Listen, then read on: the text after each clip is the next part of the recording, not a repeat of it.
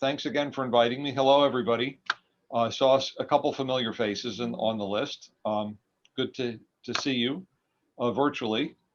Um, what I'd like to do today is talk about what NAB is doing on the radio technology side of things. These are my topics.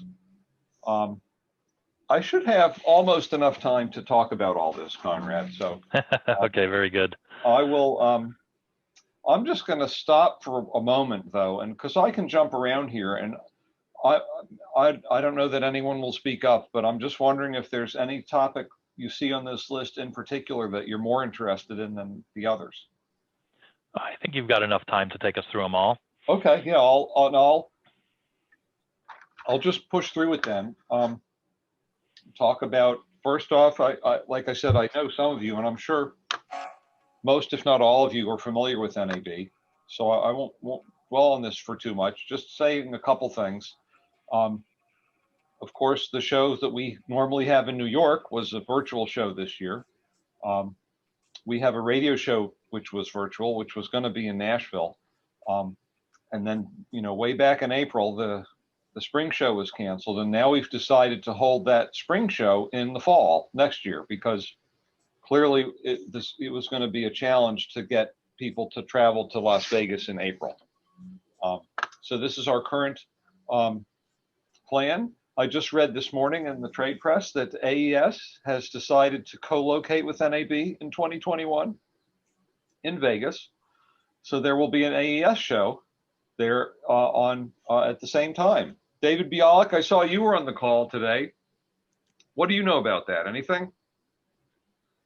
To quote Sergeant Schultz, I know nothing. So that was an interesting, I think that I'm excited to see these shows coalescing because I think that they will be stronger together than they might be individually. And so I'm glad to see that.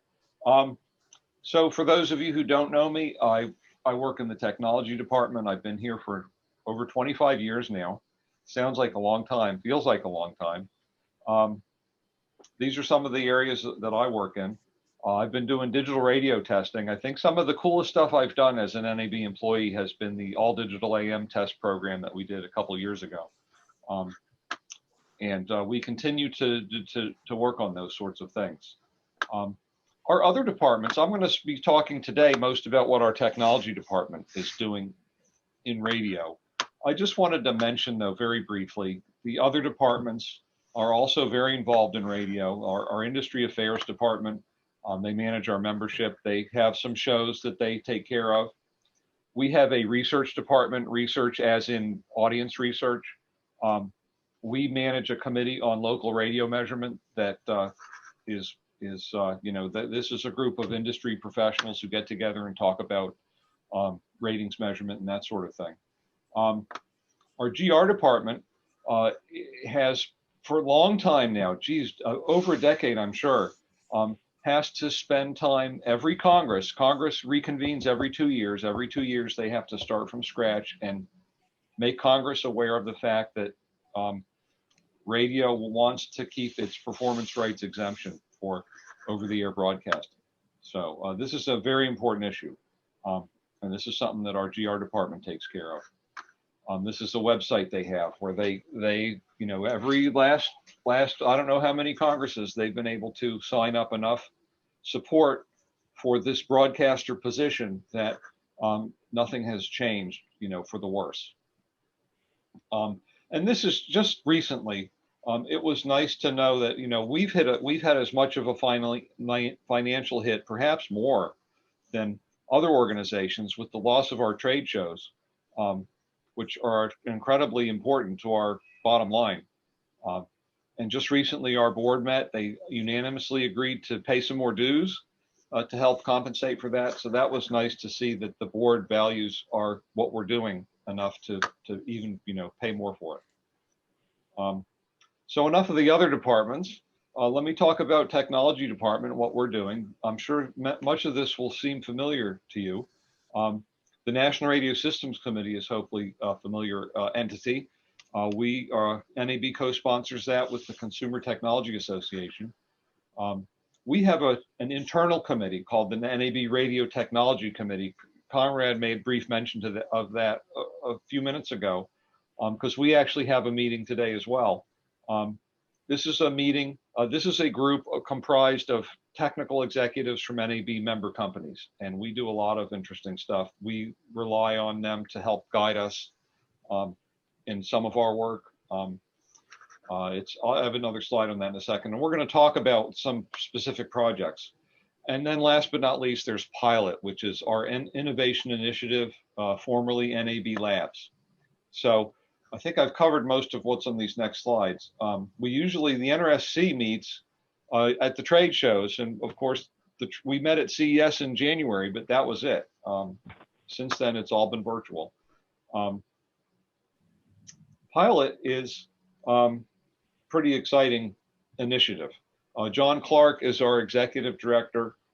We fund technology projects. A lot of the AM radio testing that we did was funded by Pilot. We have attracted members who are outside of the traditional broadcast companies, like you see here, and it skews a little more to the digital side. And one of the things we're trying to do in Pilot is to make sure that broadcasting is taking full advantage of digital technology and is evolving to stay highly relevant in this changing media world that we live in. Pilot built a radio test bed, which we have. Maybe some of you know Gary Cavell of Cavell Mertz and Associates. His shop houses this test bed for us over in Manassas. But now that we have a new building, we're thinking we have some room to put this in the new building, and we're probably going to move it in the not too distant future. So that's a little bit about NAB and radio.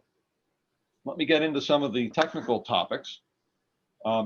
This first one is, I think, the most important, and there's a call to action here.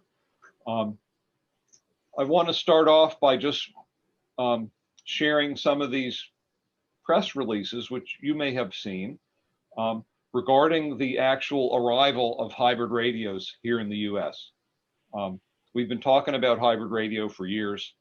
Hybrid radio, of course, is the combination of over-the-air and internet connectivity in a radio receiver.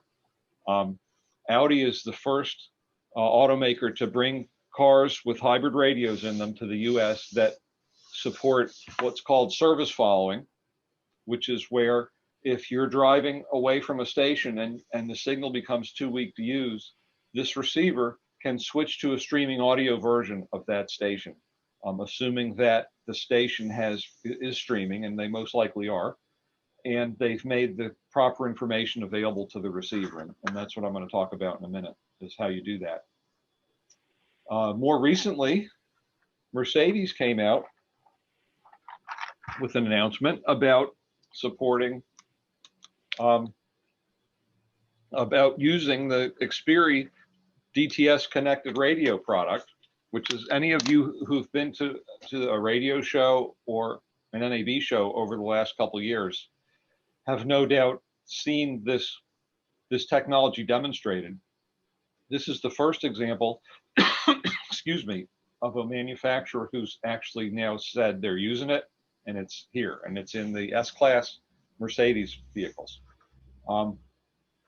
BMW is also selling cars in the US which make use of internet supplied information. They are not supporting streaming audio, but they do support delivery of logos and station information over the internet using RadioDNS. And that's what I'm going to really spend the rest of this part of the presentation on, is talking about RadioDNS. RadioDNS is the technology that broadcasters are using to provide these hybrid radio receivers with internet content. And in the case of DTS connected radio, RadioDNS information is used by DTS connected radio, but they also have other ways of getting information into those receivers. Whereas Audi is pretty much, well, they use the RadioDNS protocols, and they work with a company called Radio Player. But for US broadcasters right now, the thing to understand is that they need to get their information into RadioDNS, which doesn't really cost anything. It doesn't cost anything from RadioDNS. It will cost you whatever time and effort is involved to obtain this information and create the file and so on. But there's no expense, there's no annual fee. It's just something that you set up and you register, and then these radios can take advantage of your content. Here's just a pretty basic example of how RadioDNS works with this technology. The receiver is represented over here on the left. It knows when you tune to a station, it knows what frequency you're on. In the case of an analog FM station, it should know your PI code, because you should be transmitting your PI code using your RDS signal. And that information is sent using the internet to the RadioDNS server, which communicates back to the receiver and then makes it possible for the receiver to get internet content from the broadcaster. So the RadioDNS is just a lookup. They're not providing the content, they're telling the radio where to go get it. And what the broadcaster needs to do is create something called a service information file. And the information that the receiver needs will be in this file. You do that, you register your stations with RadioDNS. So there's the two things: service information file, registration. And then you're set. And then these receivers will be able to make use of whatever information you decide to give to them. Here's an example of a service information file. It's just an XML file. Some of the information that's included is information about the station. Here I'm showing there's 3 different fields defined for station name, and these would be used by a receiver probably as a function of how large their display is. Similarly, in the SI file, you identify the location of the logo artwork. And again, there's multiple files because multiple resolutions are supported, and the receivers, a well-designed receiver will make use of the best, highest resolution image that's available. Lastly, there's the concept of a bearer in the RadioDNS SI file. The bearer is just the mechanism by which the content is delivered. It can be analog FM, it could be HD, digital radio, or it could be streaming. So in the SI file, you identify where the streaming bearers are located. And you see one here that says bearer cost. The broadcaster has the ability to tell the receiver what order these sources should be used in. I want to use my digital radio signal, and then if that's not available, the analog, and if that's not available, the stream, for example. So I've just spent a few minutes talking about this. If this is something that you are interested in doing and want to learn more about, we did a 30-minute session at the radio show. And Bonneville, I heard there's a gentleman on the call from Bonneville, and I'll give a shout out to Bonneville, because Bonneville has really been paying attention to this message and have really done some good work in creating SI files for Bonneville stations. There's a tutorial that NAB has on our website, which is free. And it's hosted by a programmer who tells you all about how to create SI files. We do a blog. There's a blog post talking about service providers, including AIR, AIIR, and metadata.radio, who will do this for you. You sign up and they provide it as a free service. You enter in all your information, and then they make the registration and they publish the SI file. So, and then lastly here, we created an API which a broadcaster could use to make it easier to obtain some of the information that the SI file needs, in particular station PI codes.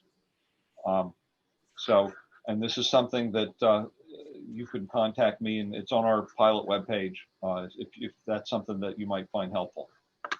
So the last slide then on this topic is pretty much, this is important. Automakers have gone to a lot of trouble to build a really nice radios that provide a great experience for listeners, but the content has got to come from the broadcasters. And if broadcasters aren't providing that content, automakers are going to wonder why they're going to the effort of providing such a great receiver when the broadcasters aren't using it to full advantage. And there's so many different ways people get audio programming in cars these days.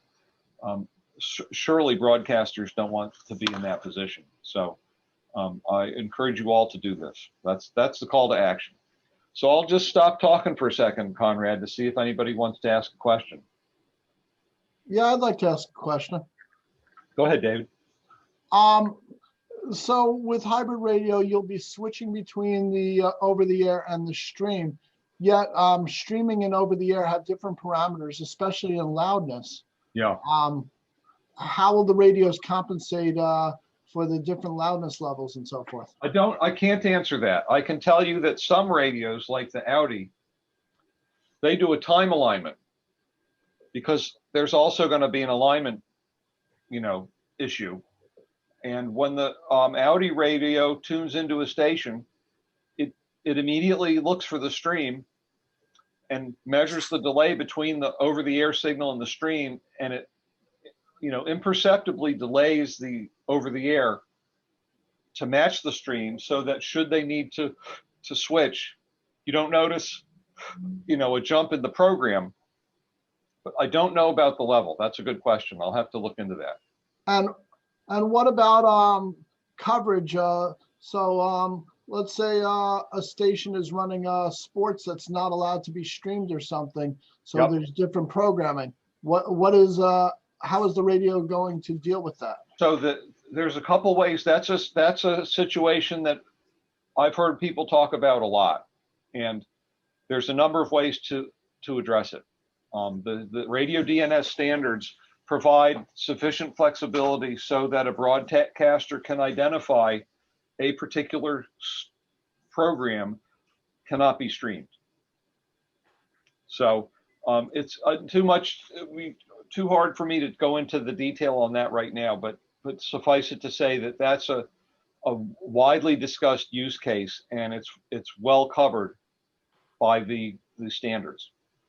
And also commercials that can't be streamed and so forth. Yeah, I don't know so much about commercials, but I know the sports programming example is one that people talk about a lot. So, okay, cool. Thanks, David. I'm going to keep moving here, Conrad.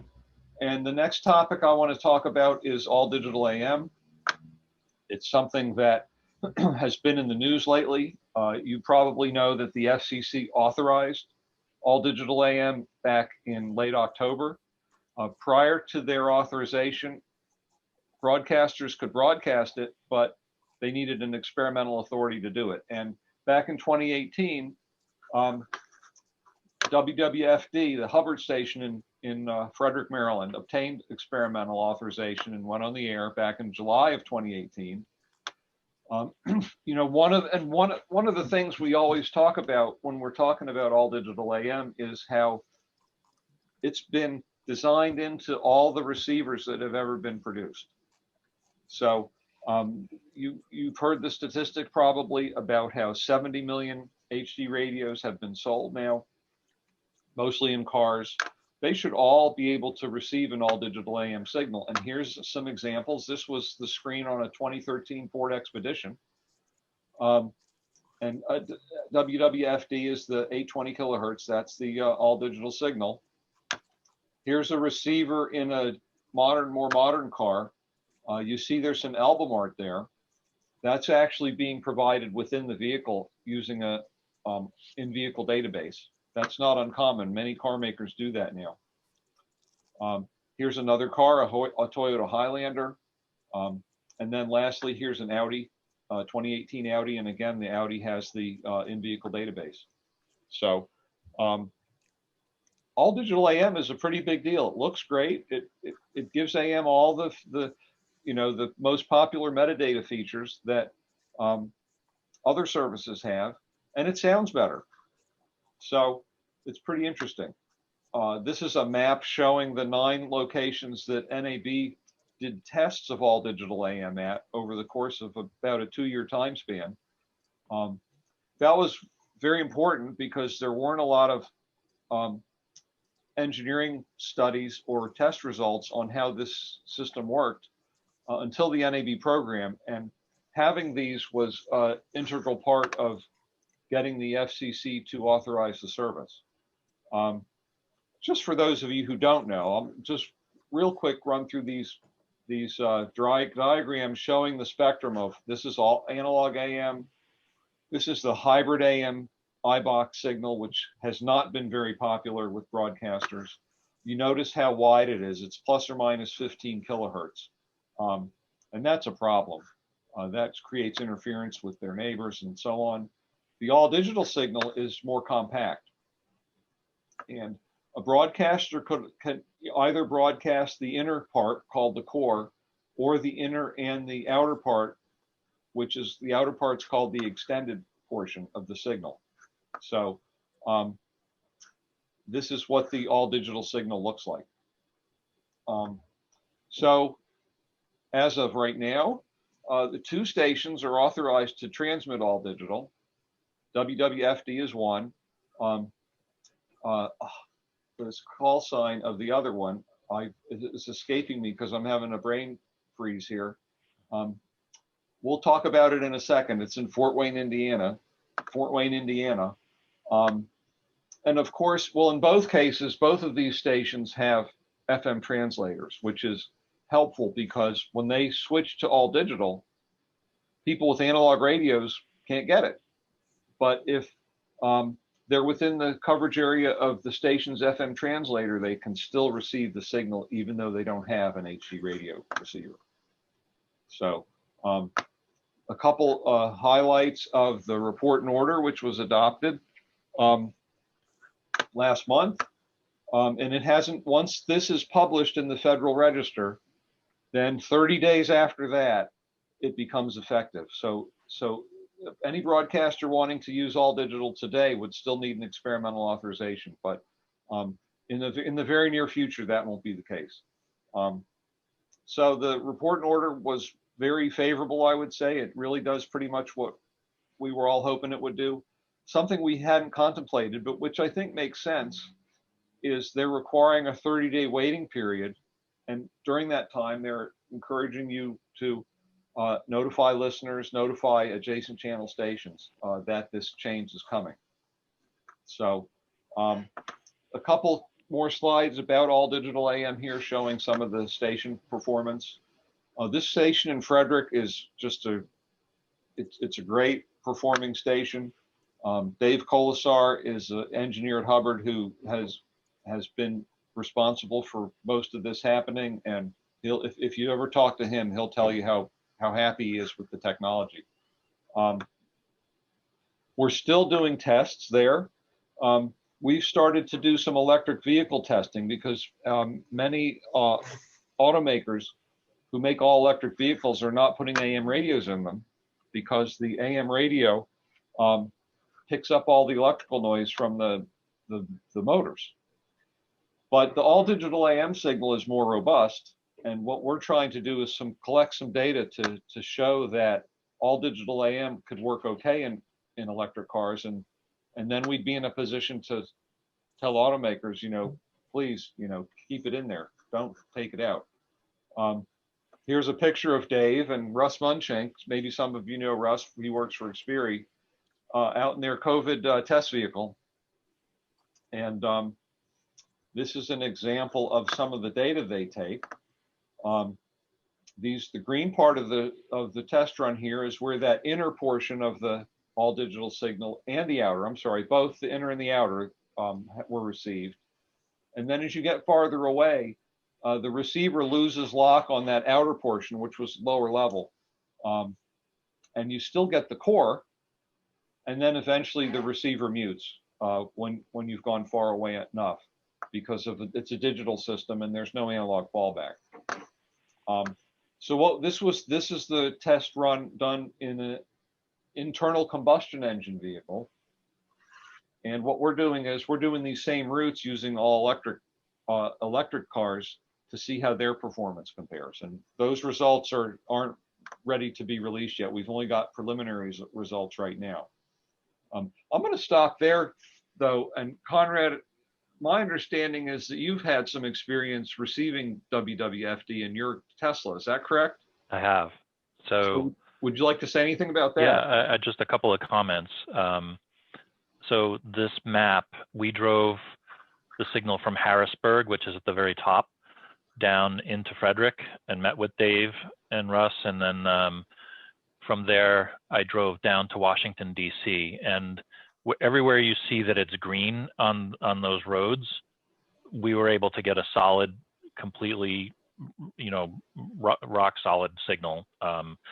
And it sounded better than an FM station. And if you were to drive that same route listening to an FM, at some points you would get multipath. You'd hear fuzzing out of the signal. There were no points along those roads where there was any indication of any kind of multipath. And in fact, you'd expect with an AM station, as you went near power lines or underneath bridges, that you'd lose the signal, and we absolutely didn't lose the signal. So it's really stunning how good the station sounded. And then the other real key thing here is that if it wasn't all digital, that inner green circle would be the listening area of that station. The outer circle, the half mil, that blue one, would be noise if it was just a plain old analog signal. With the digital, clearly it extended to that half mil without any problem, and then it went further than that. We did get it just over the Pennsylvania border coming out of Harrisburg. So this is in an electric car. I was in a Tesla 2014 Tesla Model S, and it was one of the ones that hadn't had the AM removed yet. And I frankly, there were no interference from the vehicle at all. It was just completely, like I said, rock solid. We were amazed. And then, from my point of view, I think the real value here, in addition to the additional quality you get, is the fact that you're taking, in this case, I think it's a 3 kilowatt station and almost doubling the listening coverage area. And, we're looking at this as well for some stations in our group. So anyway, it's really pretty amazing. Yeah. Thank you for that color. WIOE, there you go. That's the other station. I am mindful of the time here, and I'm going to pick up my pace a little bit because we got a hard stop at 1 o'clock. I know. So I'm going to, and some of you may have read about this station. It's been discussed in the trade press. Here's some maps showing their coverage area in analog. I mentioned the benefit of having a translator if you're going to do this transition. And it's, of course, the coverage area is much smaller with the translator, but when you look in close, you see that it does a good job of covering their city of license. So it's a good bet that a lot of their listeners are within the coverage area of that translator. So the story's a little different with WIOE. They actually, WWFD was no ratings. It didn't have any listeners at all. When they switched to all digital, now they've actually shown up in the ratings. WIOE has a strong following on their analog signal, and when they turned on the all digital, they got complaints, and eventually they said, well, we need to go back to analog and figure this out. So it's an interesting contrast between what happened at the two stations, and the bottom line really is, every station is unique. This is one reason why it's good that what the FCC just authorized is that broadcasters can use this if they want to. It's a voluntary transition. Nobody is required to do it. And that's great, because then for WWFD, they're going to keep going gangbusters. And for WIOE, maybe they'll wait a while, or maybe they'll come up with a plan which to get their listeners to move over to digital receivers. And again, just to a few points on doing an all digital transition. I can highlight that AM's all digital transition effectively begins with the adoption of that FCC report and order. FM is not at that point. Nobody in the FM world really talks about wanting to do all digital right now. The hybrid IBOC technology works pretty well. And FM, of course, isn't plagued by so many of the problems that AM is plagued with. So it shouldn't be surprising to see them going at a different pace. My advice is, we'll certainly know, I'm sure, when the FCC, this thing gets published. For AM broadcasters should know that at the present time, Xperi is providing licenses for all digital AM for free. And you don't have to go out and use them right away. You can get the free license and then not convert for 5 years if that's your pleasure. So that's something for broadcasters to think about. And of course, at the radio show, we did a session, and I encourage you to go look that up. So I have 8 minutes to go. I'm going to probably not make it to my NRSC activities, but the NRSC is I'm happy to tell anybody about that offline. You can go to our website too and learn more about what we're doing right now. We have 3 subcommittees and they're all pretty active. But this next gen architecture topic is something that our radio technology committee, and that's the group that is comprised of people from NAB member companies, have been meeting and talking about problems with the existing architectures for broadcast technology. And what we're interested in doing is working with the manufacturers and Xperi in the case of digital radio to help design a next generation of equipment that has more of the features that broadcasters feel are really needed and don't currently exist. We have a working group of our technology committee, which is working on this. And we're meeting with among ourselves, talking about what broadcasters would like, meeting with manufacturers, learning about what they're up to, and also, working with Xperi because Xperi licenses the technology. And this is Roz Clark of Cox is our fearless leader, and he likes to talk about the 3-legged stool approach to moving this forward. These are the kinds of things that we're interested in improving. And Conrad, I'm happy to send you these slides too. So if people want to study them after we're done, then that won't be a problem. Sure, we can post them on the website. Thank you. I've highlighted the one at the bottom because this is one that really people feel strongly about, is the ability to interoperate their equipment. And it's a little harder to do today than they think it should be. So that's kind of the framework of what we're doing within this group. Here's 2 projects that are well underway that I want to highlight. One is this EAS audio alert audio substitution project, and the another one is the Nielsen audio software encoder. And the idea behind the Nielsen, behind the EAS alert, is that stations that have multicast channels often have audio on those channels, which doesn't originate in the local area. It may be coming from corporate, it may be a leased channel. And apparently, and I'm sure those of you on the call know more about this than I do, but it's challenging to get the EAS audio that comes from the local EAS decoders into these audio streams. So that's the goal behind this project, was working with Xperi and the equipment manufacturers, coming up with a way to simplify that process of getting that EAS alert into the multicast channel. So this, and Steve Schultes, I'm sure you all know Steve Schultes because he's up in your area. Mm-hmm. He's actually the chair of this group. So if you can hit Steve up for more information on this, I think actually this is Steve's drawing. The other thing that we've done is we've worked with Nielsen to help them develop a version of the PPM encoder which can reside in an audio processor. So I'm sure many of you have the banks of PPM encoders in your transmission facility. This has the potential to simplify that.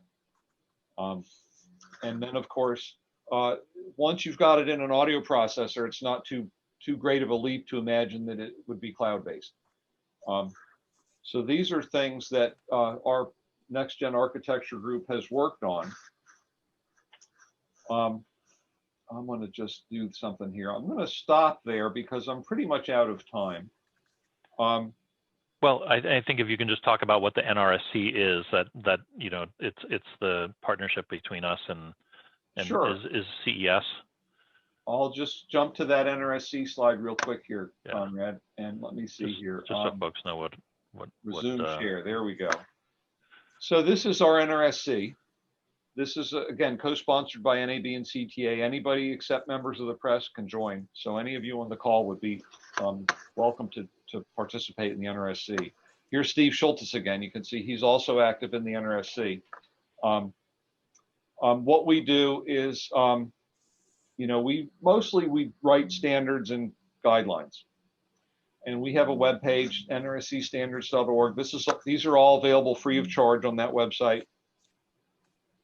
Standards, guidelines. This is the NRSC 5 standard. That's our most popular, probably, document for the digital radio system. So, and then I'll stop there because otherwise I've just got